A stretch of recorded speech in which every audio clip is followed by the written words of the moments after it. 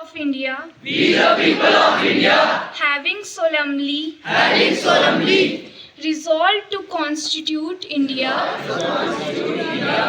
into a sovereign, socialist, secular, democratic, republic, and to secure to all its citizens justice, social, economic, and politic liberty of thoughts, expression, belief, faith and worship, equality of status and of opportunity,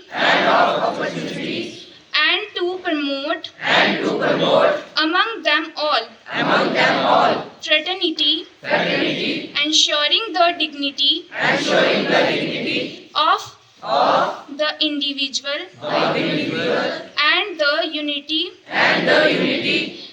and integrity of the nation. Adopt, enact,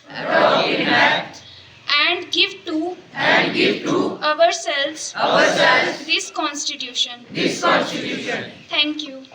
हम भारत के लोग भारत को एक संपूर्ण प्रभुत्व संपन्न समाजवादी पथनिरपेक्ष लोकतंत्रात्मक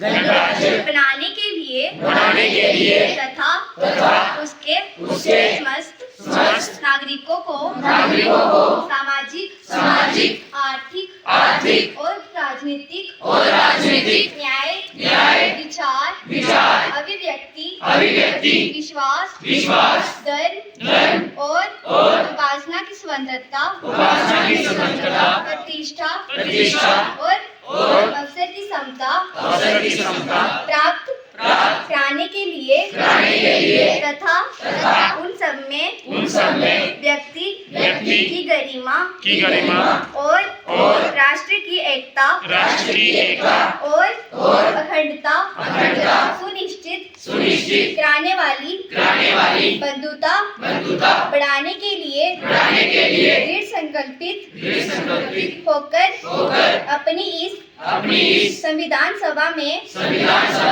आज इस संविधान को अंगीकृत अधिनियमित और आत्मसमर्पित करते हैं।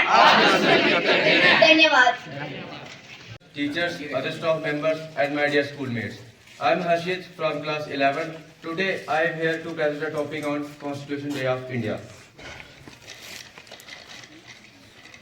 Constitution Day of India, also known as Samvidhan Divas. Every year on 26 November, we remember the day when the Constitution of India was adopted in 1949. It came into force on 26 January 1950. And from that moment, India became a sovereign, democratic and liberty. It protects our rights and reminds us of our duties. It tells us that every citizen, rich or poor, young or old, has equal values in the eyes of law. They studied many constitutions from around the world and selected the best ideas to shape our nation's future. Thanks. ठीक है ना, उन लोगों की इसके पीछे सोच क्या थी, उनका दर्शन क्या था, उनकी फिलॉसफी क्या थी, और इसको पढ़कर हमें पूरा पता लग जाता है कि आगे इस पूरे कॉन्स्टिट्यूशन में जो एक बहुत बड़ा डॉक्यूमेंट है, ये constitution having solemnly resolved to constitute India into, मतलब हमने भारत को जो भी बनाने की सोची है वो हमने खुद सोची है, हम पर लादा गया नहीं है। ठीक है, हमें किसी ने बताया नहीं है कि हमारा देश ऐसा होगा, ऐसे चलेगा, देश में हम यह करेंगे, नहीं, हम सब ने मिलकर इस संविधान को बनाया है। We the people of India, बहुत इंपॉर्टेंट शब्द है ये। पूरे कॉन्स्टिट्यूशन में शायद सबसे इंपॉर्टेंट शब्द यही है कि ये जो देश का संविधान है ये हमारा है, हमारे लिए है और हमारे द्वारा है। ठीक है, सब कुछ। और उसके बाद, इस लाइन के बाद हम कहते हैं हम क्या बनाना चाहते हैं देश को। उसकी बात चलती है। और ध्यान से देखें एक एक शब्द कितना इंपॉर्टेंट है। पहला शब्द है सॉवरन। सॉवरन जानते हैं सॉवरन क्या होता है? हिंदी में इसको हम कहते हैं संप्रभुत्व। संप्रभुत्व का मतलब क्या होता है? सम का मतलब होता है पूरा और प्रभुत्व का मतलब होता है अधिकार।